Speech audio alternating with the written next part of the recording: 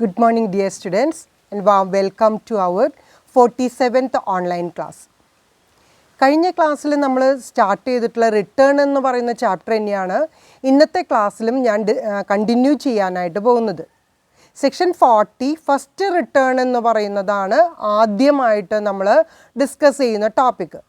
എന്താണ് ഈ first return എന്ന് പറയുന്നത്?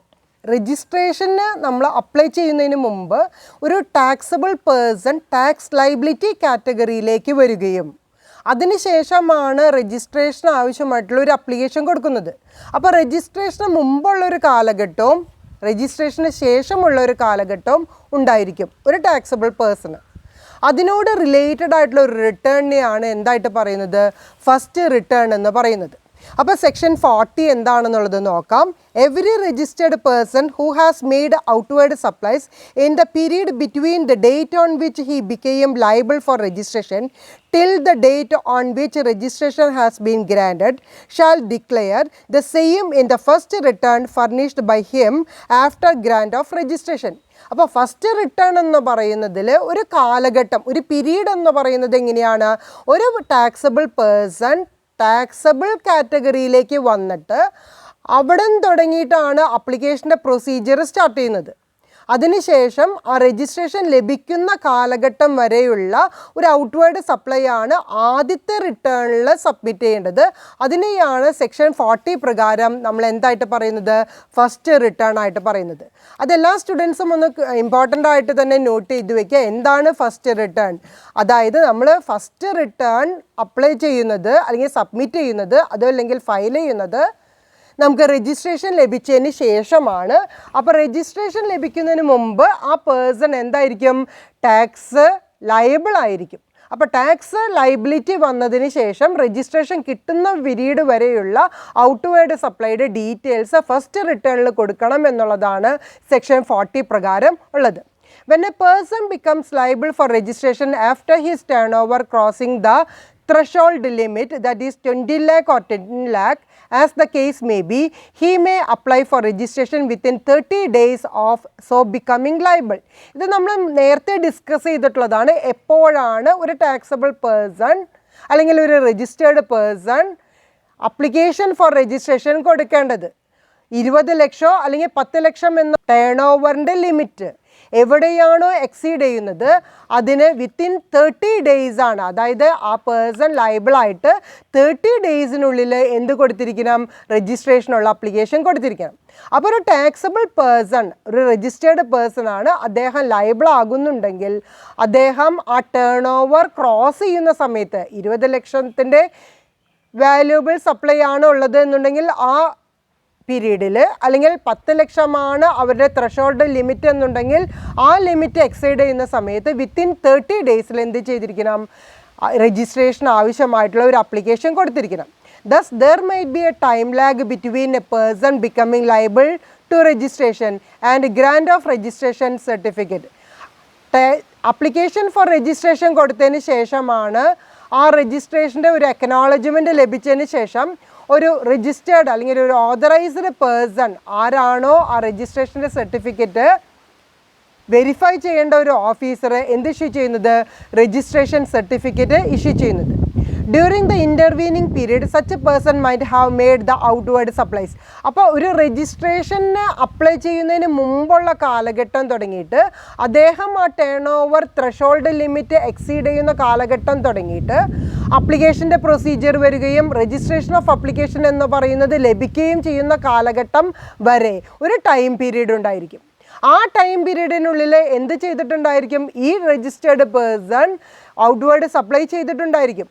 അപ്പോൾ ആ ഡീറ്റെയിൽസ് ആണ് ഏതിൽ കൊടുക്കേണ്ടത്? ഫസ്റ്റ് റിട്ടേണിൽ കൊടുക്കേണ്ടത്.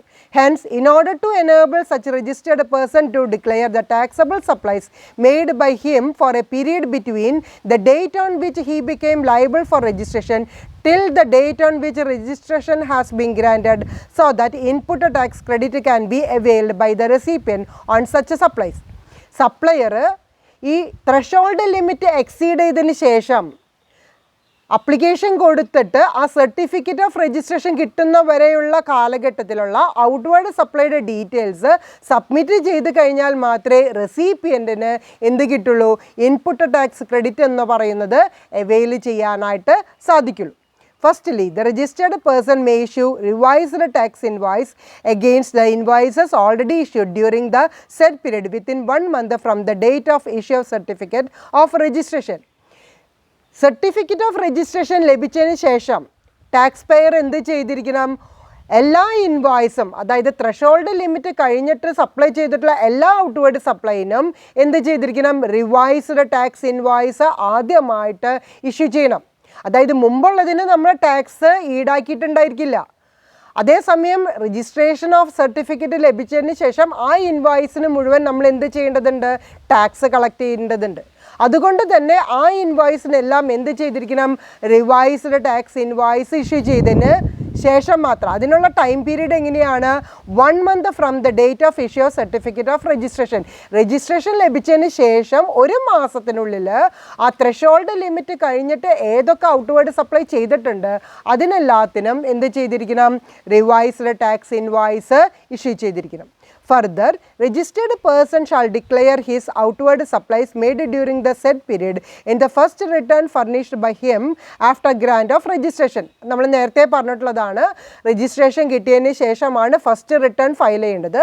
ഫസ്റ്റ് റിട്ടേൺ ഫയൽ ചെയ്യുമ്പോൾ മുമ്പ് ഏത് പീരീഡ് തുടങ്ങിയിട്ടാണോ ആ പേഴ്സൺ ടാക്സ് ലയബിൾ ആകുന്നത് അവിടെ തുടങ്ങിയിട്ട് രജിസ്ട്രേഷൻ കിട്ടുന്ന വരെയുള്ള ഡീറ്റെയിൽസ് എന്തിൽ ഇൻക്ലൂഡ് ചെയ്തിരിക്കണം, ഫസ്റ്റ് റിട്ടേണിൽ ഇൻക്ലൂഡ് ചെയ്തിരിക്കണം. The format of this return is the same as that of regular return. സാധാരണ റെഗുലർ റിട്ടേൺ GSTR1 എന്ന് പറയുന്നതിൽ എങ്ങനെയാണോ റിട്ടേൺ ഫയൽ ചെയ്യുന്നത് ആ ഫോർമാറ്റിൽ തന്നെയാണ് ഇവിടെയും റിട്ടേൺ ഫയൽ ചെയ്യേണ്ടത്. അതിന് വ്യത്യാസമൊന്നുമില്ല. പക്ഷേ ഫസ്റ്റ് റിട്ടേൺ ഏത് പ്രകാരം ചെയ്യണം, സെക്ഷൻ 40 പ്രകാരം ചെയ്യണം. ഔട്ട്വേർഡ് സപ്ലൈ ആണ് എന്നുണ്ടെങ്കിൽ സെക്ഷൻ 37ഉം ഇൻവേർഡ് സപ്ലൈ ആണെങ്കിൽ സെക്ഷൻ 38ഉം ആണ് നമ്മൾ അപ്ലിക്കബിൾ ആയിട്ട് ഔട്ട്വേർഡ് സപ്ലൈയുടെയും ഇൻവേർഡ് സപ്ലൈയുടെയും ഡീറ്റെയിൽ ആയിട്ടുള്ള സ്റ്റേറ്റ്മെൻറ്റ് ഇഷ്യൂ ചെയ്യുന്നത്. പിന്നെ സെക്ഷൻ 39 പറഞ്ഞിട്ടുള്ള GST ലോസ് ആണ് ഇവിടെയും ഫോളോ ചെയ്യേണ്ടത്. ഫസ്റ്റ് റിട്ടേൺ ഫയൽ ചെയ്യുന്ന സമയത്തും നമ്മൾ എന്ത് ഫോളോ ചെയ്യണം, സെക്ഷൻ 39 പറയുന്ന GST ലോ തന്നെയാണ് ഇവിടെ അപ്ലൈ ചെയ്യേണ്ടത്. ക്ലിയർ ആയില്ലേ? ഇനി നെക്സ്റ്റ് നമ്മൾ ഡിസ്കസ് ചെയ്യുന്നത് സെക്ഷൻ 44 ആണ്. സെക്ഷൻ 44 നമ്മൾ ഡിസ്കസ് ചെയ്യുന്നത് ദ ആനുവൽ റിട്ടേൺ. നമ്മൾ മന്ത്ലി റിട്ടേൺ ഫയൽ ചെയ്യും. ഇപ്പോൾ കോമ്പോസിറ്റ് സ്കീം ആണെങ്കിൽ ക്വാർട്ടർലി റിട്ടേൺ ഫയൽ ചെയ്യും. എന്നുണ്ടെങ്കിൽ നമ്മൾ എന്ത് ചെയ്തിരിക്കണം, ആനുവൽ റിട്ടേൺ ഫയൽ ചെയ്തിരിക്കണം. ആനുവൽ റിട്ടേൺ ഫയൽ ചെയ്യുന്നതിൻ്റെ പ്രൊവിഷൻസ് ആണ് section 44 every registered person other than A casual taxable person, non-resident taxable person, input service distributors, persons authorized to deduct tax at source under section 51 and persons authorized to collect tax at source under section 52 shall furnish an annual return in form GSTR 9 for every financial year electronically on or before 31st December of the next financial year. അപ്പോൾ annual return section 44 പ്രകാരം ആരൊക്കെയാണ് return file ചെയ്യേണ്ടത്, എല്ലാ registered പേഴ്സണും annual return file ചെയ്യണം. അവിടെ exemption കൊടുത്തിട്ടുള്ളത് ആർക്കൊക്കെയാണ്, ഒരു കാഷ്വൽ ടാക്സബിൾ പേഴ്സണോ അല്ലെങ്കിൽ നോൺ റെസിഡൻ്റ് ആയിട്ടുള്ള ഒരു ടാക്സബിൾ പേഴ്സണോ അല്ലെങ്കിൽ ISDO. സെക്ഷൻ 51 പ്രകാരമോ സെക്ഷൻ 52 പ്രകാരം ടാക്സ് ഡിഡക്റ്റ് ചെയ്യുകയോ ടാക്സ് കളക്ട് ചെയ്തിട്ടുള്ള പേഴ്സൺസ് ആണെങ്കിൽ ഒഴിവുണ്ട്. ബാക്കി എല്ലാ രജിസ്റ്റേർഡ് പേഴ്സണും എന്ത് ചെയ്തിരിക്കണം, ആനുവൽ റിട്ടേൺ ഫയൽ ചെയ്തിരിക്കണം. ഇലക്ട്രോണിക്കലായിട്ടാണ് ആനുവൽ റിട്ടേൺ ഫയൽ ചെയ്യേണ്ടത്. അതിനുപയോഗിക്കേണ്ട ഫോം നമ്പർ ഏതാണ്, GSTR 9 ആണ്. ഓക്കെ, എന്നാണ് ആനുവൽ റിട്ടേൺ ഫയൽ ചെയ്യേണ്ടത്, that is 31st December of the next financial year. അടുത്ത ഫിനാൻഷ്യൽ ഇയറിലെ 31st ഡിസംബറിന് മുമ്പായിട്ടോ ഓൺ ഓർ ബിഫോർ 31st ഡിസംബറിനോ അല്ലെങ്കിൽ അതിന് മുമ്പായിട്ടോ എന്ത് ചെയ്തിരിക്കണം, ആനുവൽ റിട്ടേൺ GSTR 9 പ്രകാരം ഫയൽ ചെയ്തിരിക്കണം. A person paying tax under composition scheme is required to file the annual return in form GSTR 9A. ഇനി സെക്ഷൻ 10 പ്രകാരം കോമ്പോസിറ്റ് സ്കീമിൽ രജിസ്റ്റർ ചെയ്തിട്ടുള്ള ഒരു രജിസ്റ്റേർഡ് പേഴ്സൺ ആണ് എന്നുണ്ടെങ്കിൽ ഏത് ഫോമാണ് ഇവിടെ അപ്ലൈ ചെയ്യേണ്ടത്? GSTR 9A എന്ന് പറയുന്ന ഒരു ഫോമാണ് അപ്ലൈ ചെയ്യേണ്ടത്.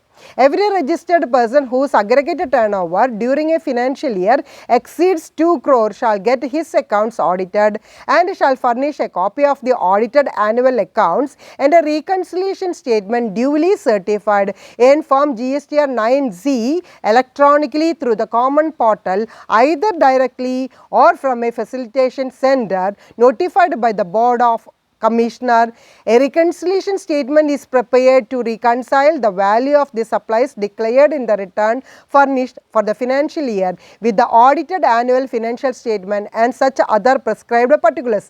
അപ്പോൾ എല്ലാ രജിസ്റ്റേർഡ് പേഴ്സണും അവരുടെ അഗ്രിഗേറ്റ് ടേൺ ഓവർ ആ ഫിനാൻഷ്യൽ ഇയറിലുള്ളത് 2 കോടിയേക്കാൾ കൂടുതലുണ്ടെങ്കിൽ ആ ടാക്സബിൾ പേഴ്സൺസ് എന്ത് ചെയ്തിരിക്കണം? അവരുടെ അക്കൗണ്ട്സ് ഓഡിറ്റ് ചെയ്യുകയും അതുപോലെ തന്നെ ആ ഓഡിറ്റഡ് ആനുവൽ അക്കൗണ്ട്സിൻ്റെ ഒരു കോപ്പി ഫർണിഷ് ചെയ്യണം. അതോടൊപ്പം തന്നെ ഒരു റീകൺസിലിയേഷൻ സ്റ്റേറ്റ്മെൻറ്റും കൂടി സബ്മിറ്റ് ചെയ്യേണ്ടതുണ്ട്. എന്താണ് ഈ റീകൺസിലിയേഷൻ സ്റ്റേറ്റ്മെൻറ്റ് എന്നുള്ളത്? GST ലോ പ്രകാരം a reconciliation statement is prepared to reconcile the value of the supplies declared in the return furnished for the financial year with the audited annual statement and such other prescribed particulars. ഒരു reconciliation statement എന്ന് പറയുന്നത് ഓരോ മന്തിലും നമ്മൾ എന്ത് ചെയ്തിട്ടുണ്ടായിരിക്കും? Return file ചെയ്തിട്ടുണ്ടായിരിക്കും. അതിൽ എല്ലാ outward സപ്ലൈയും അതുപോലെ തന്നെ ഇൻവേർഡ് സപ്ലൈയുടെയും ഡീറ്റെയിൽസ് ഫർണിഷ് ചെയ്തിട്ടുണ്ടായിരിക്കും. അതും നമ്മൾ എന്തുമായിട്ടാണ് റീകൺസൈൽ ചെയ്യുന്നത്? ആനുവൽ ഫിനാൻഷ്യൽ സ്റ്റേറ്റ്മെൻറ്റിൽ കൊടുത്തിട്ടുള്ള ഡീറ്റെയിൽസുമായിട്ട് എന്ത് ചെയ്തിരിക്കണം? റീകൺസൈൽ ചെയ്തിരിക്കണം. In the financial statement and such other prescribed particulars. വേറെ ഏതൊക്കെയാണ് നമ്മളുടെ റീകൺസിലിയേഷൻ സ്റ്റേറ്റ്മെൻറ്റിൽ ആവശ്യമുള്ളത്? ആ എല്ലാ കാര്യങ്ങളും എന്ത് ചെയ്തിരിക്കണം? റീകൺസൈൽ ചെയ്തിരിക്കണം. അപ്പോൾ ഒരു റീകൺസിലിയേഷൻ സ്റ്റേറ്റ്മെൻറ്റ് എന്ന് പറയുന്നത് നമ്മൾ മുമ്പ് ആനുവൽ റിട്ടേണിന് മുമ്പായിട്ട് മന്ത്ലി റിട്ടേൺ ഫയൽ ചെയ്തിട്ടുണ്ടായിരിക്കും. അതിൽ കൊടുത്തിട്ടുള്ള എല്ലാ ഔട്ട്വേർഡ് സപ്ലൈയും ഇൻവേർഡ് സപ്ലൈസും എന്തുമായിട്ട് റീകൺസൈൽ ചെയ്യണം? ആനുവൽ ഫിനാൻഷ്യൽ സ്റ്റേറ്റ്മെൻറ്റായിട്ട് റീകൺസൈൽ ചെയ്യേണ്ടതുണ്ട്. ഇനി ഏത് ഫോമിലാണ് ഇത് ഈ പറയുന്ന ഡീറ്റെയിൽസ് എല്ലാം കൊടുക്കേണ്ടത്? ഫോം GSTR 9C പ്രകാരമാണ്. അത് ഇലക്ട്രോണിക്കലായിട്ട് GSTയുടെ കോമൺ പോർട്ടലിലാണ് ഡയറക്റ്റായിട്ടോ അല്ലെങ്കിൽ ഒരു ഫെസിലിറ്റേഷൻ സെൻറ്ററോ ആയിട്ട് എങ്ങനെയാണ് ബോർഡ് അല്ലെങ്കിൽ കമ്മീഷണർ നോട്ടിഫൈ ചെയ്തിട്ടുള്ളത് അത് പ്രകാരമായിരിക്കണം ചെയ്യേണ്ടത്. അപ്പോൾ ഒരു registered person aggregated turn over എന്ന് പറയുന്നത് ഒരു ഫിനാൻഷ്യൽ ഇയറിലെ 2 കോടിയേക്കാൾ കൂടുതലാണെങ്കിൽ അദ്ദേഹം GSTR 9C പ്രകാരം എന്തൊക്കെയാണ് കൊടുക്കേണ്ടത്? ആ അക്കൗണ്ട്സ് മുഴുവനായിട്ട് ഓഡിറ്റ് ചെയ്യുകയും ആ ഓഡിറ്റ് ചെയ്തിട്ടുള്ള അക്കൗണ്ട് സ്റ്റേറ്റ്മെൻറ്റ് അതിൻ്റെ ഓഡിറ്റഡ് റിപ്പോർട്ടും റീകൺസിലിയേഷൻ സ്റ്റേറ്റ്മെൻറ്റും അത് ഡ്യൂലി സർട്ടിഫൈ ചെയ്തുകൊണ്ട് GSTയുടെ ഒരു കോമൺ പോർട്ടലിൽ ഇലക്ട്രോണിക്കലായിട്ട് ഡയറക്റ്റായിട്ടോ അല്ലെങ്കിൽ ഫെസിലിറ്റേഷൻ സെൻറ്റർ വഴിയായിട്ടോ GSTR 9C എന്ന് പറയുന്നത് ബോർഡ് അല്ലെങ്കിൽ കമ്മീഷണർ എങ്ങനെയാണോ നോട്ടിഫൈ ചെയ്തിട്ടുള്ളത് ആ പ്രിസ്ക്രൈബ്ഡ് മാനറിൽ എന്ത് ചെയ്യണം? ഫയൽ ചെയ്യേണ്ടതാണ്. അപ്പോൾ റീകൺസിലിയേഷൻ സ്റ്റേറ്റ്മെൻറ്റ് എന്താണെന്ന് ഞാൻ പറഞ്ഞിട്ടുണ്ട്. അത് ഡീറ്റെയിൽ ആയിട്ട് തന്നെ പഠിക്കുക. അത് ഇമ്പോർട്ടൻ്റ് ആയിട്ട് നോട്ട് ചെയ്യുക. What is the meaning of the reconciliation statement under the GST law? The answer is a reconciliation statement is prepared to reconcile the value of supplies declared in the return furnished for the financial year with the audited annual financial statement and such other prescribed particulars. Okay. Next topic നമ്മൾ discuss ചെയ്യാനുള്ളത് section 45 ആണ്. എന്താണ് ഈ section 45 എന്ന് പറയുന്നത്? Final return. അപ്പം നേരത്തെ പറഞ്ഞ ആനുവൽ റിട്ടേണും ഫൈനൽ റിട്ടേണും ഡിഫറെൻ്റ് ആണ്. ആനുവൽ റിട്ടേണിൻ്റെ സെക്ഷൻ എന്ന് പറയുന്നത് സെക്ഷൻ 44ഉം ഫൈനൽ റിട്ടേണിൻ്റെ സെക്ഷൻ എന്ന് പറയുന്നത് സെക്ഷൻ 45 ആണ്. Every registered person who is required to furnish a return under section 39 subsection 1 and whose registration has been cancelled shall furnish a final return in form GSTR 10 within 3 months of the date of cancellation or date of order of cancellation whichever is later. Clear ആയിട്ട് മനസ്സിലാക്കുക. ഒരു registered person ആയിരുന്നു. Under section 39 subsection 1 പ്രകാരം അദ്ദേഹം return file ചെയ്യുന്ന ഒരു person, അദ്ദേഹം ആ ആക്ടിവിറ്റി ക്യാൻസൽ ചെയ്യുകയാണ്. അതായത് രജിസ്ട്രേഷൻ എന്ന് പറയുന്നത് ക്യാൻസൽ ചെയ്യുകയാണ്. Registration has been cancelled shall furnish a final return. അപ്പോൾ രജിസ്ട്രേഷൻ ക്യാൻസൽ ചെയ്യുന്ന സമയത്ത് ഒരു ഫൈനൽ റിട്ടേൺ GSTR 10 പ്രകാരം എന്ത് ചെയ്തിരിക്കണം, ഫയൽ ചെയ്തിരിക്കണം. Within 3 months of the date of cancellation. എന്നാണോ ക്യാൻസൽ ചെയ്യാനായിട്ട് ഉദ്ദേശിക്കുന്നത് അല്ലെങ്കിൽ ക്യാൻസലേഷൻ്റെ ഓർഡർ ലഭിച്ചിട്ടുള്ളത് അതിന് 3 മാസത്തിനുള്ളിൽ എന്ത് ചെയ്തിരിക്കണം, ഫൈനൽ റിട്ടേൺ ഫയൽ ചെയ്തിരിക്കണം. ഇതിൽ ഏത് ഡേറ്റ് ആണോ ആദ്യം വരുന്നത് അതാണ് വിച്ച് എവർ ഈസ് ലേറ്റർ. ഏതാണോ ഏറ്റവും അവസാനം വരുന്നത് ആ ഡേറ്റിന് മുമ്പായിട്ടാണ് എന്ത് ചെയ്യേണ്ടത്, ഫൈനൽ റിട്ടേൺ സെക്ഷൻ 45 പ്രകാരം ഫയൽ ചെയ്യേണ്ടത്. അപ്പം ഞാൻ 3 റിട്ടേൺ ആണ് ഡിസ്കസ് ചെയ്തിട്ടുണ്ടായിരുന്നത്. First return, annual return, final return. First return എന്ന് പറയുന്നത് ഒരു പേഴ്സൺ ടാക്സബിൾ ലൈബിലിറ്റി വരികയും അവിടെ തുടങ്ങിയിട്ട് നമ്മളുടെ രജിസ്ട്രേഷൻ സർട്ടിഫിക്കറ്റ് കിട്ടുന്നവരെയുള്ള ഔട്ട്വേർഡ് സപ്ലൈഡ് ഡീറ്റെയിൽസ് ഫർണിഷ് ചെയ്യുന്ന റിട്ടേണിനെയാണ് എന്തായിട്ട് പറയുന്നത്, ഫസ്റ്റ് റിട്ടേൺ എന്ന് പറയുന്നത്. ആനുവൽ റിട്ടേൺ ആണെങ്കിൽ ഒരു കൊല്ലത്തെ മുഴുവനുമായിട്ടുള്ള ടേൺ ഓവറിൻ്റെ ഡീറ്റെയിൽസ് സബ്മിറ്റ് ചെയ്യുന്നതിനെയാണ് സെക്ഷൻ 44 പ്രകാരം ആനുവൽ റിട്ടേൺ ആയിട്ട് പറയുന്നത്. സെക്ഷൻ 45 പറയുന്നത് ഫൈനൽ റിട്ടേൺ എന്ന് പറയുന്നത് രജിസ്ട്രേഷൻ ക്യാൻസൽ ചെയ്തിട്ടുണ്ടെങ്കിൽ അല്ലെങ്കിൽ ആ രജിസ്ട്രേഷൻ്റെ ക്യാൻസലേഷൻ അപ്ലൈ ചെയ്യുകയോ അതിൻ്റെ ഓർഡർ ലഭിക്കുകയോ ചെയ്തിട്ടുണ്ടെങ്കിൽ അവസാനമായിട്ട് ഫയൽ ചെയ്യുന്ന റിട്ടേണിനെയാണ് എന്തായിട്ട് പറയുന്നത്, ഫൈനൽ റിട്ടേൺ എന്ന് പറയുന്നത്. അത് ഓർഡർ ലഭിച്ചതിന് 3 മാസത്തിന് മുമ്പായിട്ട് തന്നെ എന്ത് ചെയ്തിരിക്കണം, അതിൽ 2 ഡേറ്റ് ആണ് പറയുന്നത്. അതായത് രജിസ്ട്രേഷൻ ക്യാൻസൽ ചെയ്ത ഡേറ്റോ അല്ലെങ്കിൽ രജിസ്ട്രേഷൻ കിട്ടിയിട്ട് 3 മാസം പീരീഡ് ഉണ്ട്. അതിൽ ഏതാണോ അവസാനം വരുന്നത്, അതായത് വിത്തിൻ 3 months നമ്മൾ എന്ത് ചെയ്തിരിക്കണം, ആനുവൽ റിട്ടേൺ സെക്ഷൻ 45 പ്രകാരം ഫയൽ ചെയ്തിരിക്കണം. 3 months എന്ന് പറയുന്നത് ഏതാണ് ഡേറ്റ്, ആ ഓർഡർ ലഭിച്ചിട്ട് 3 മാസത്തിനുള്ളിൽ എന്ത് ചെയ്തിരിക്കണം, ഫൈനൽ റിട്ടേൺ ഫയൽ ചെയ്തിരിക്കണം. ക്ലിയർ ആയില്ലേ? Next one the simplified return filing process. ഏറ്റവും സിമ്പിളായിട്ടുള്ള റിട്ടേൺ ഫയലിംഗ് പ്രോസസ്സാണ് നമ്മളിനി ഡിസ്കസ് ചെയ്യാനായിട്ട് പോകുന്നത്. അതായത് GSTRൽ നമ്മൾ പല ഫോംസ്, GSTR 1, 2, 3 എന്നൊക്കെ പറഞ്ഞ് 10ലാണ് ഇപ്പം നമ്മൾ നിൽക്കുന്നത്. അത്രയും ഫോമുകൾ നമ്മൾ ഡിസ്കസ് ചെയ്ത് കഴിഞ്ഞു. അതിനെ സിംപ്ലിഫൈ ചെയ്തുകൊണ്ട് നമുക്ക് എങ്ങനെയാണ് ഈ ഫയലിംഗ് പ്രോസസ്സ് ചെയ്യാനായിട്ട് സാധിക്കുക എന്നുള്ളതാണ് ഇനി ഡിസ്കസ് ചെയ്യാനായിട്ട് പോകുന്നത്. The return filing process has been simplified as follows. All the payers would file return in form GSTR 3B along with the payment of tax for each of the month from July 2018 to March 2019 by 20th of the succeeding month. അപ്പോൾ എല്ലാ tax പേയേഴ്സും എന്ത് ചെയ്തിരിക്കണം, form number GSTR 3Bയിൽ ടാക്സിനോടൊപ്പം തന്നെ return file ചെയ്തിരിക്കണം. അതിന് പറയുന്ന date എന്ന് പറയുന്നത് each of the month from July 2018 March 2019.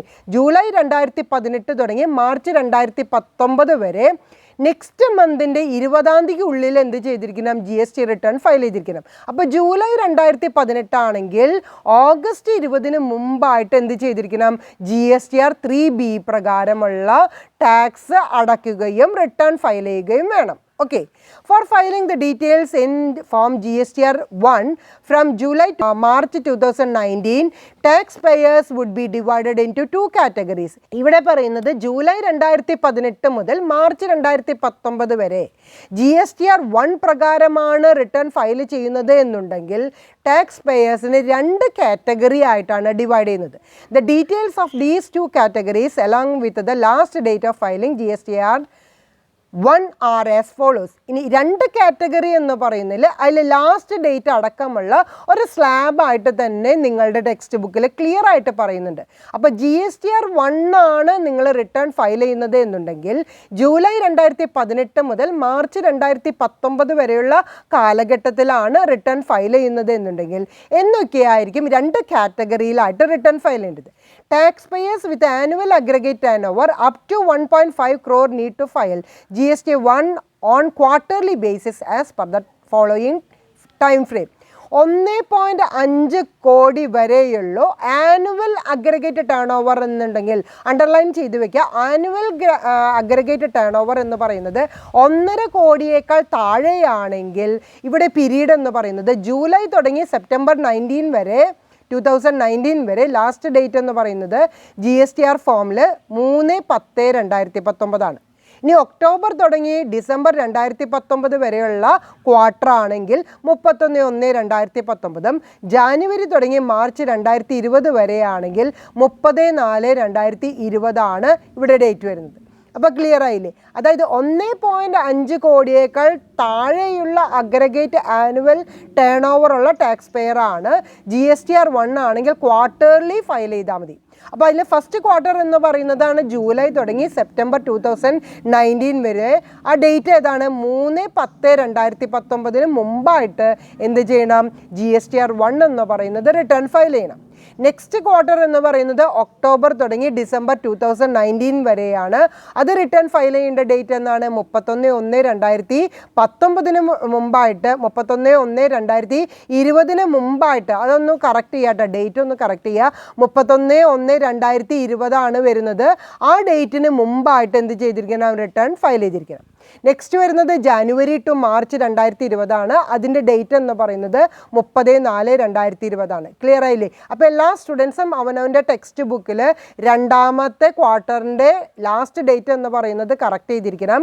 31/1/2019 എന്നാണ് നിങ്ങളുടെ ടെക്സ്റ്റിലുള്ളത്. അതൊന്ന് കറക്റ്റ് ചെയ്യുക. 31/1/2020 കറക്റ്റ് ഡേറ്റ്. ഓക്കെ, അപ്പോൾ നമ്മളുടെ ഫസ്റ്റ് കാറ്റഗറി കഴിഞ്ഞു. ഇനി രണ്ടാമത്തെ കാറ്റഗറി എന്ന് പറയുന്നത് the tax payers with annual aggregate turnover more than 1.5 crore need to file GSTR 1 for each of the month from July 2019 to March 2020 till the 11th day of the month succeeding each month. ഇനി ഇവിടെ പറയുന്നത് next category പറയുന്നത് 1.5 കോടിയേക്കാൾ കൂടുതലായിട്ടുള്ള annual aggregate turn over ഉണ്ടെങ്കിൽ GSTR 1 എന്ന് പറയുന്നത് എങ്ങനെ file ചെയ്യേണ്ടത്?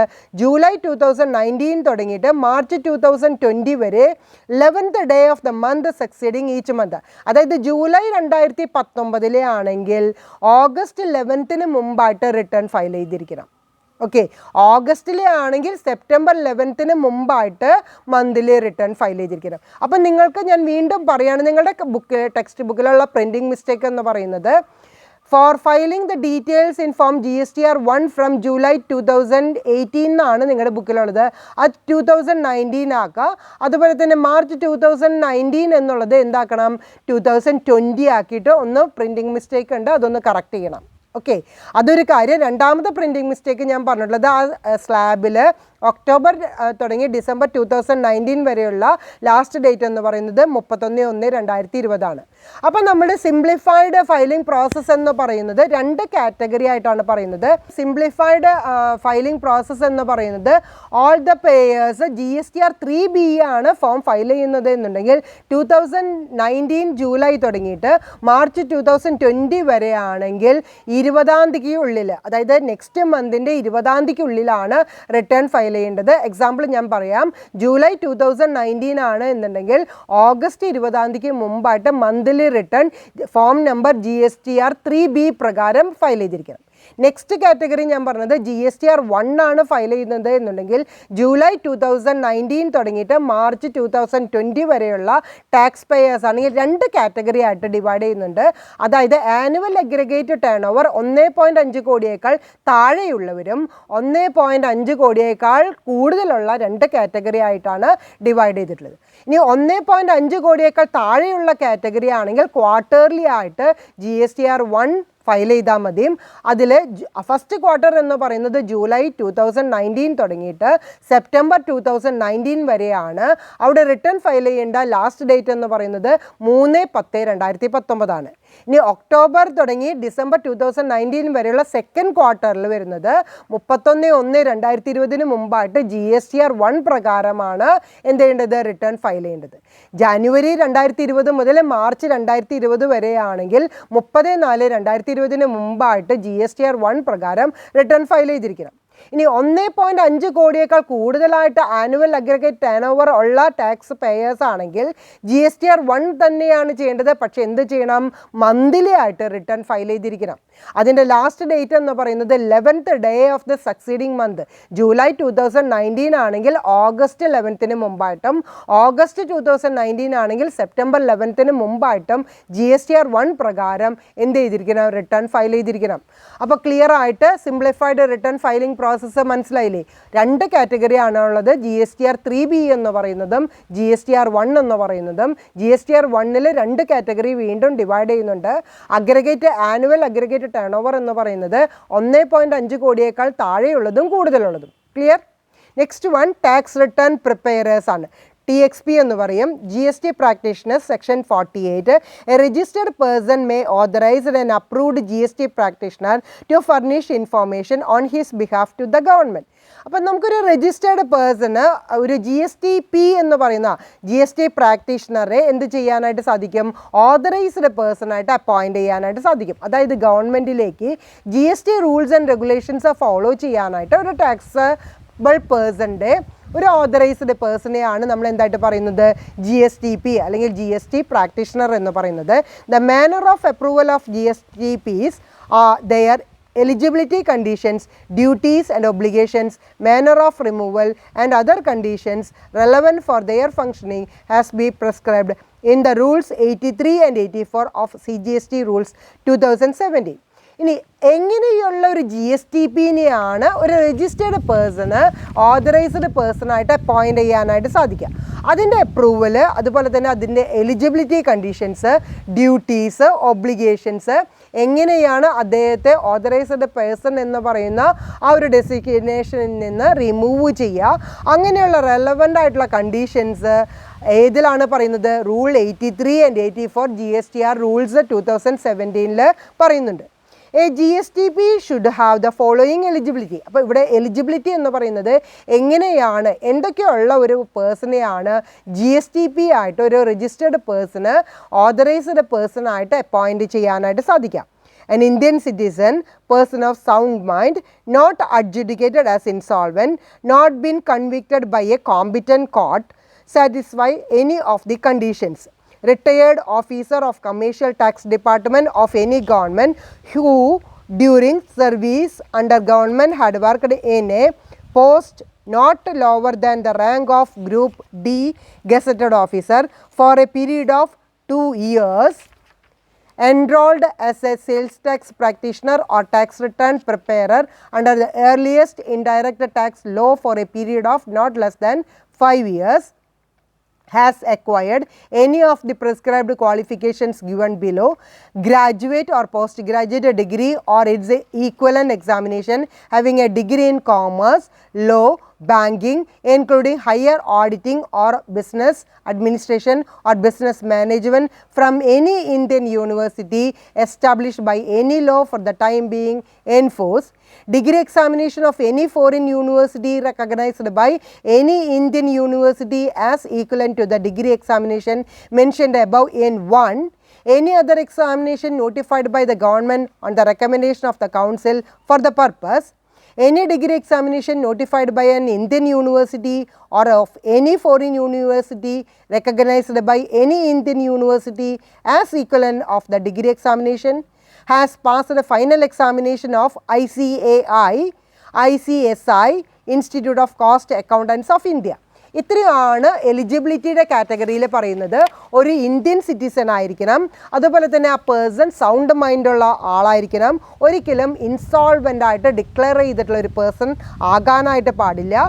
എനി കോമ്പിറ്റൻറ്റ് കോർട്ട്, ഒരു കൺവിക്റ്റഡ് ഏതെങ്കിലും ഒരു യോഗ്യതയുള്ളൊരു കോർട്ട് ഈ പേഴ്സണെ ശിക്ഷിക്കാനായിട്ട് ഇടവന്നിട്ടുള്ള ഒരു പേഴ്സൺ ആകാനായിട്ട് പാടില്ല.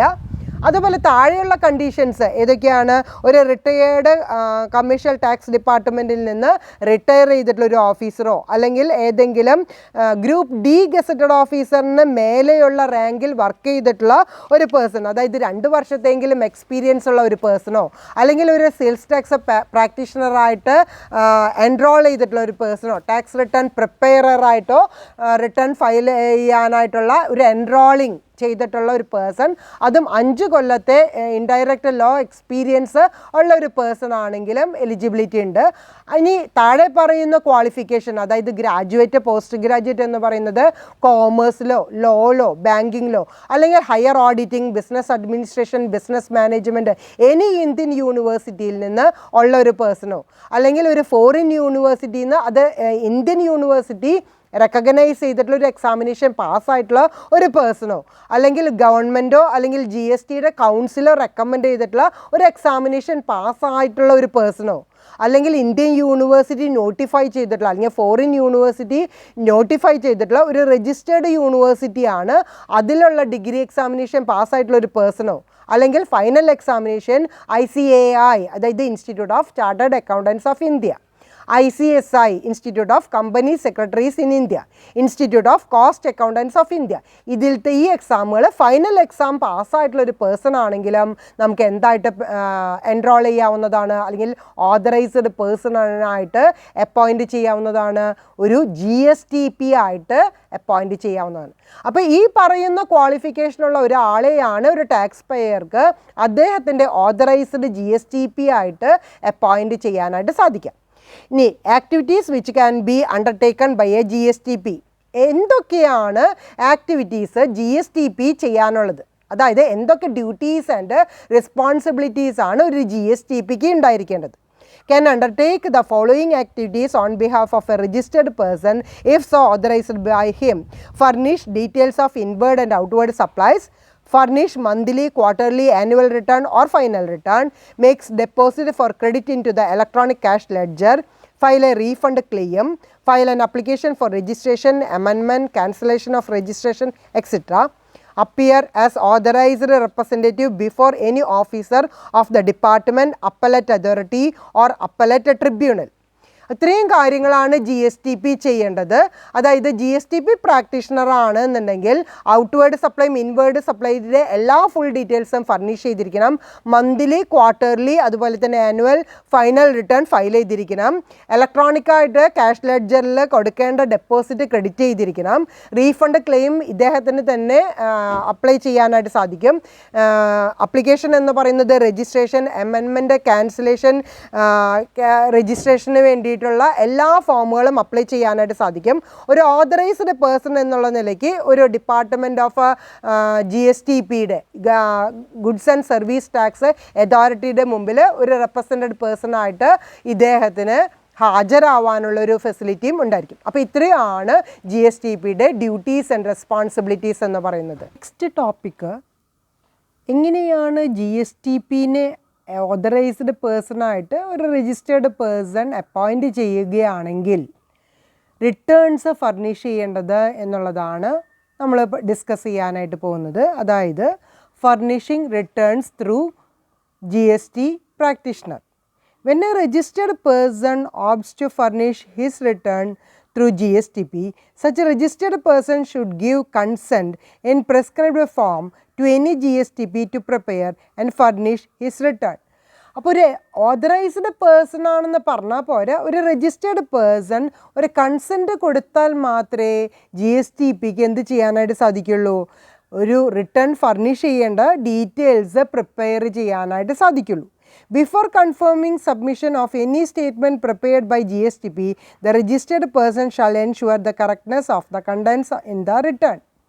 GSTP പ്രിപ്പയർ ചെയ്യുന്ന എല്ലാ ഡോക്യുമെൻറ്റ്സും ആര് വെരിഫൈ ചെയ്യണം, ആരാണോ GSTPനെ ഒരു ഓതറൈസ്ഡ് പേഴ്സണായിട്ട് അപ്പോയിൻറ്റ് ചെയ്തിട്ടുള്ള രജിസ്റ്റേർഡ് പേഴ്സൺ, അദ്ദേഹം ആ എല്ലാ കണ്ടൻസും, എന്തൊക്കെ കണ്ടൻസാണ് ഫർണിഷിങ്ങിൽ കാണിച്ചിട്ടുള്ളത്, അതായത് റിട്ടേൺ ഫർണിഷ് ചെയ്യുന്ന സമയത്ത് എന്തൊക്കെ ഡീറ്റെയിൽസ് ആണോ കൊടുത്തിട്ടുള്ളത് ആ ഡീറ്റെയിൽസ് എല്ലാതും വെരിഫൈ ചെയ്യണം.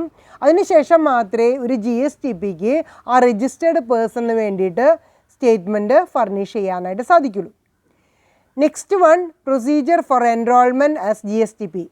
എങ്ങനെയാണ് ഒരു GSTP എൻറോൾ ചെയ്യുന്നത്, അതിൻ്റെ പ്രൊസീജിയർ എന്താണെന്നുള്ളതാണ് നമ്മൾ നെക്സ്റ്റ് ഡിസ്കസ് ചെയ്യാനായിട്ട് പോകുന്നത്. The following is the procedure for enrolment as GSTP. An application in prescribed form may be made electronically through the common portal for the enrollment as GSTP. ഇലക്ട്രോണിക്കലായിട്ട് നമ്മുടെ GSTയുടെ ഒരു common പോർട്ടലിൽ ഒരു application കൊടുത്തുകൊണ്ടാണ് GSTP എന്ന് പറയുന്ന ഒരു പ്രാക്ടീഷണർക്ക് enrol ചെയ്യാനായിട്ട് സാധിക്കുള്ളൂ. The application shall be scrutinized and the GSTP certificate shall be granted in the prescribed form. ഈ കിട്ടിയിരിക്കുന്ന ആപ്ലിക്കേഷൻ, അതായത് GSTP ആയിട്ട് എൻറോൾ ചെയ്യാനുള്ള ആപ്ലിക്കേഷൻ സ്ക്രൂട്ടിനൈസ് ചെയ്തതിന് ശേഷം ഒരു GSTP സർട്ടിഫിക്കറ്റ് എന്ന് പറയുന്നത് ഒരു പ്രിസ്ക്രൈബ്ഡ് ഫോമിൽ തന്നെ ഇഷ്യൂ ചെയ്യുന്നതായിരിക്കും. In case the application is rejected, proper reason shall be given. ഇനി ഏതെങ്കിലും കാരണവശാൽ ആ രജിസ്ട്രേഷൻ ക്യാൻസൽ ചെയ്തിട്ടുണ്ടെങ്കിൽ അല്ലെങ്കിൽ റിജക്റ്റ് ചെയ്തിട്ടുണ്ടെങ്കിൽ അതിന് കറക്റ്റായിട്ടുള്ള റീസണും കൂടിയും എന്ത് ചെയ്തിരിക്കണം, പറഞ്ഞിരിക്കണം. Any person who has been enrolled as GSTP by virtue of him being enrolled as a sales tax practitioner or tax return preparer under the earlier indirect tax law shall remain enrolled only for a period of 1 year from the appointed date unless he passes the prescribed examination within 1 year. ഇനി മുമ്പ് tax പ്രാക്ടീഷണറായിട്ട് work ചെയ്തിരുന്ന ഒരു person ആണെന്ന് വിചാരിക്കുക. അത് sales tax പ്രാക്ടീഷണറോ അല്ലെങ്കിൽ tax return പ്രിപ്പയറായിട്ട് work ചെയ്തിരുന്ന ഒരാളാണെങ്കിൽ അദ്ദേഹത്തിന് എങ്ങനെയാണ് ഒരു GSTP ആയിട്ട് എൻറോൾ ചെയ്യാനായിട്ട് സാധിക്കുക? Indirect tax law shall remain enrolled only for a period of 1 year from the appointed date unless he passes the prescribed examination within 1 year.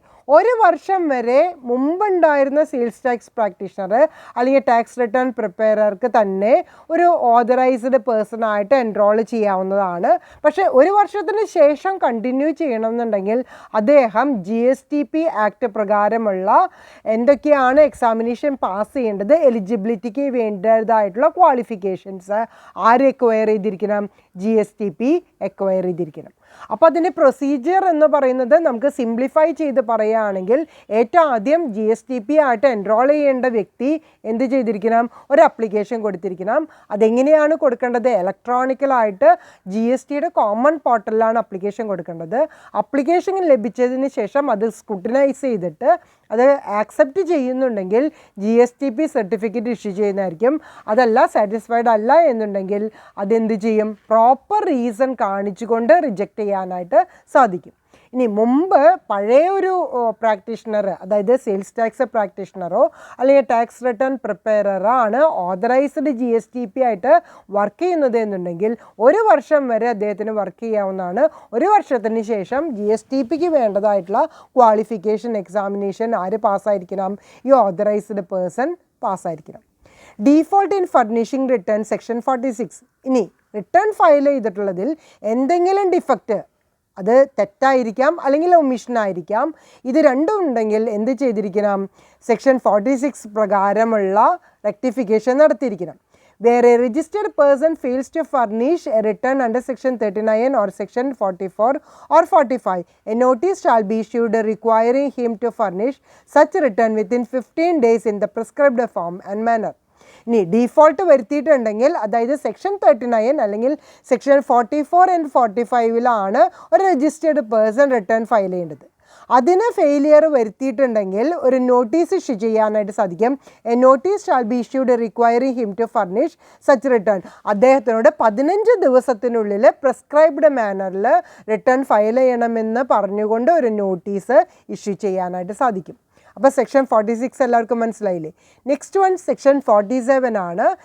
ഇനി ഡീഫോൾട്ട് വരുത്തിയിട്ടുണ്ടെങ്കിൽ എങ്ങനെയാണ് ലേറ്റ് ഫീ ചാർജ് ചെയ്യുക എന്നുള്ളതാണ് സെക്ഷൻ 47 പറയുന്നത്. Levy of late fee section 47. Late fee for delay in filing return other than the annual return.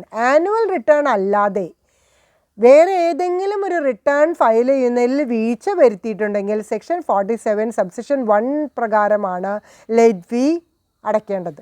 Any registered person who fails to furnish the details of outward or inward supplies required under section 37 or section 38 or monthly or quarterly return under section 39 or final return on cancellation under section 45. അപ്പോൾ section 47 subsection 1 പറയുന്നത് ഒരു registered person ഏതൊക്കെ return file ചെയ്യുന്നതിലായിരിക്കാം failure വരുന്നത്? അതായത് section 37 അല്ലെങ്കിൽ section 38. Section 37 ആണെങ്കിൽ എന്ത് supply ആണ്? Outward supply. സെക്ഷൻ 38 ആണെങ്കിൽ ഇൻവേർഡ് സപ്ലൈ.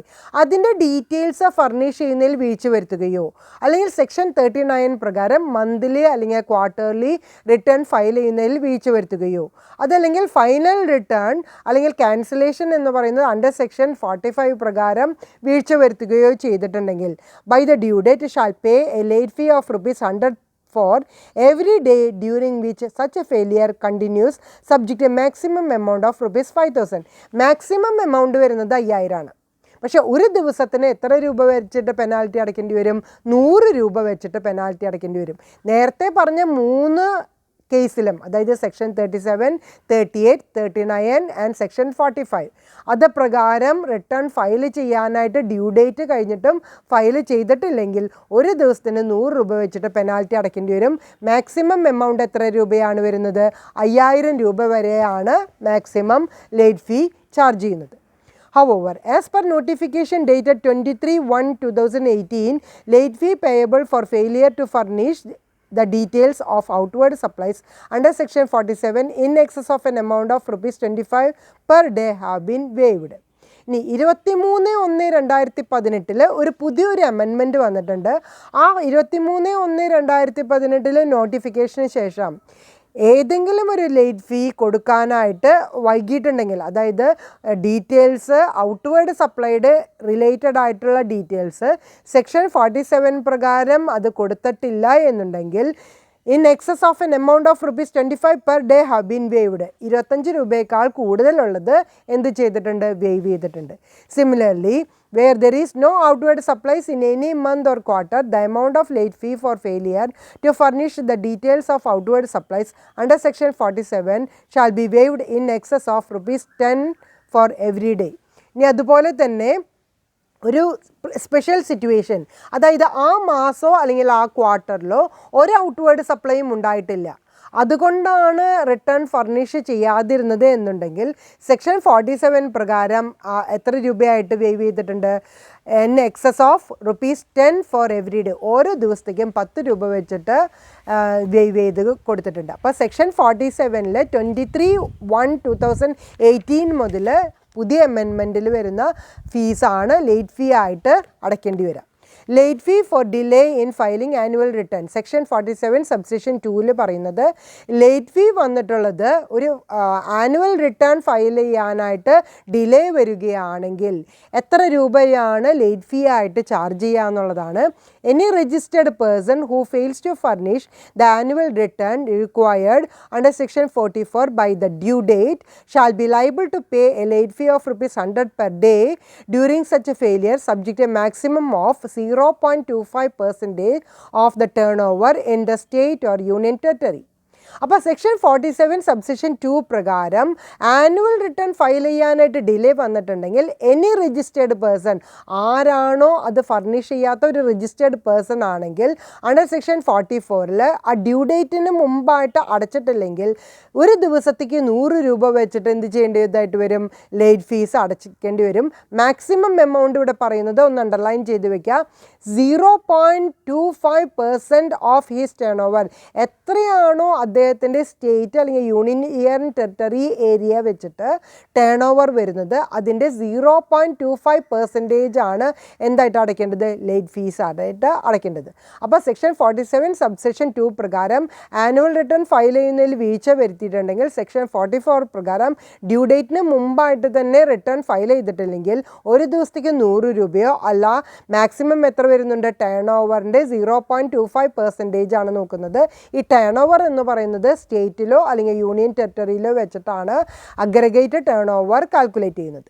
ക്ലിയർ ആയില്ലേ? അപ്പോൾ ലേറ്റ് ഫീ എന്ന് പറയുന്നത് 2 കാറ്റഗറിയിലാണ് ഞാൻ ഡിസ്കസ് ചെയ്തിട്ടുണ്ടായിരുന്നത്. അതായത് ആനുവൽ റിട്ടേൺ അല്ലാതെയുള്ളത് സെക്ഷൻ 47 സബ്സെക്ഷൻ 1-ഉം ആനുവൽ റിട്ടേൺ സെക്ഷൻ 47 സബ്സെക്ഷൻ 2 ആണ് പറഞ്ഞിട്ടുള്ളത്. നമ്മൾ GSTRൻ്റെ ഡിഫറെൻ്റ് ആയിട്ടുള്ള ഫോമുകൾ ഡിസ്കസ് ചെയ്തിട്ടുണ്ടായിരുന്നു. GSTR 1 തുടങ്ങിയിട്ട് GSTR 11 വരെയുള്ള ഡിഫറെൻ്റ് ആയിട്ടുള്ള ഫോമുകൾ ഡിഫറെൻ്റ് ആയിട്ടുള്ള സിറ്റുവേഷൻസിലാണ് നമ്മൾ ഫയൽ ചെയ്യേണ്ടത്. അപ്പോൾ GST ആക്ട് പ്രകാരം GSTR 1 തുടങ്ങിയിട്ട് GSTR 11 വരെയുള്ളത് ഏതൊക്കെ സിറ്റുവേഷനിലാണ് റിട്ടേൺ ഫയൽ ചെയ്യേണ്ടത്, അതിൻ്റെ പർപ്പസ് എന്താണെന്നുള്ളത് നിങ്ങളുടെ ടെക്സ്റ്റിൽ ഒരു സ്ലാബായിട്ട് തന്നെ വെച്ചിട്ടുണ്ട്. അതൊന്ന് റിമൈൻഡ് ചെയ്ത് വായിച്ച് പഠിക്കുക. അതായത് ഓരോ സിറ്റുവേഷനിലും നമ്മൾ തിയറി ചോദിക്കുമ്പോൾ എഴുതേണ്ടതാണ്. അപ്പോൾ അത് ഈസി ആയിട്ട് മനസ്സിലാക്കാനും പഠിക്കാനും മെമ്മറൈസ് ചെയ്യാനും വേണ്ടിയിട്ടാണ് ടെക്സ്റ്റ് ബുക്കിൽ അത് സ്ലാബായിട്ടുണ്ട്. അതൊന്ന് വായിച്ച് പഠിക്കാം. ഞാൻ ജസ്റ്റ് ഒന്ന് വായിക്കാം. GSTR 1 outward supplies of taxable goods or service or both. GSTR 1A ആണെങ്കിൽ inward supplies as corrected, added or deleted. ഇനി GSTR 2 എന്ന് പറയുന്നത് inward supplies of taxable goods or service or both ആണ്.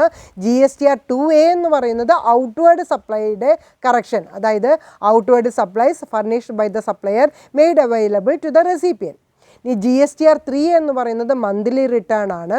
3A എന്ന് പറയുന്നത് notice to a registered taxable person who fails to furnish return furnish ചെയ്യുന്നതിൽ failure ആയാൽ കൊടുക്കുന്ന നോട്ടീസാണ് GSTR3A എന്ന് പറയുന്നത്. 3B എന്ന് പറയുന്നത് return furnished on extension of time limit extend ചെയ്യാനുള്ള ഒരു റിട്ടേൺ ഫർണിഷ് ചെയ്യുന്നതാണ് GSTR3B എന്ന് പറയുന്നത്. GSTR4 ക്വാർട്ടർലി റിട്ടേൺ കോമ്പോസിഷൻ സ്കീമിൽ ഒരു കോമ്പോസിഷൻ സപ്ലയർ ആണെങ്കിൽ ഫയൽ ചെയ്യേണ്ട ഫോമാണ് GSTR4 എന്ന് പറയുന്നത്. 4A ആണെങ്കിൽ outward supplies made available to a recipient registered under composition സ്കീമിലുള്ള ഔട്ട്വേർഡ് സപ്ലൈയുടെ അവൈലബിലിറ്റി ആണ് റെസിപ്പിയൻ്റ് കൊടുക്കേണ്ടത് 4A.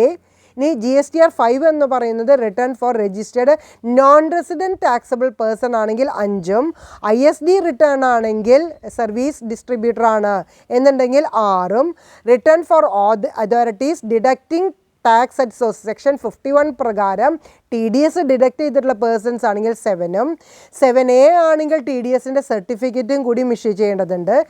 GSTR8 ആണെങ്കിൽ supplies affected through e-commerce operator section 52 പ്രകാരം TCS ഉണ്ടെങ്കിൽ സെക്ഷൻ GSTR8 ആണ് ഫയൽ ചെയ്യേണ്ടത്. GSTR9 ആനുവൽ റിട്ടേണും 9A എന്ന് പറയുന്നത് സിംപ്ലിഫൈഡ് ആനുവൽ റിട്ടേൺ ആണ് ഫയൽ ചെയ്യേണ്ടത്. 9B പ്രകാരമാണെങ്കിൽ annual statement by electronic commerce operator ഒരു ഇലക്ട്രോണിക് കോമേഴ്സ് ഓപ്പറേറ്റർ ECO ആണെങ്കിൽ 9B ആണ് ഫയൽ ചെയ്യേണ്ടത്, അതും ആനുവൽ സ്റ്റേറ്റ്മെൻ്റ് ആണെങ്കിൽ. 9C റീകൺസിലിയേഷൻ സ്റ്റേറ്റ്മെൻ്റ് ആണ്. 10 എന്ന് പറയുന്നത് ഫൈനൽ റിട്ടേൺ. 11 എന്ന് പറയുന്നത് inward supplies to be furnished by person having UIN.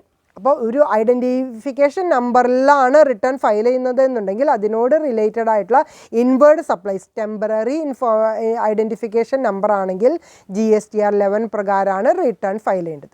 അപ്പോൾ നമ്മളുടെ മോഡ്യൂൾ 4 ഞാൻ ഇന്നത്തെ സെഷനോട് കൂടി കംപ്ലീറ്റ് ചെയ്തിരിക്കുകയാണ്. അതോടൊപ്പം തന്നെ നമ്മുടെ ചാപ്റ്റർ 12ഉം ഇന്നത്തെ സെഷനോട് കൂടി അവസാനിച്ചിട്ടുണ്ട്. ഞാനിവിടെ ഈ സെഷനിൽ അതായത് ചാപ്റ്റർ 12ൽ നമ്മൾ ഡിസ്കസ് ചെയ്തിട്ടുണ്ടായിരുന്നത് റിട്ടേൺ ആണ്. അപ്പോൾ നമ്മുടെ മോഡ്യൂൾ 4ഉം കൂടിയും ഇന്നത്തെ ക്ലാസ്സോട് കൂടി കഴിഞ്ഞിട്ടുണ്ടെന്ന് അനൗൺസ് ചെയ്തുകൊണ്ട് ഇന്നത്തെ ക്ലാസ് ഞാൻ വൈൻഡപ്പ് ചെയ്യാണ്. Thank you very much. Have A nice day.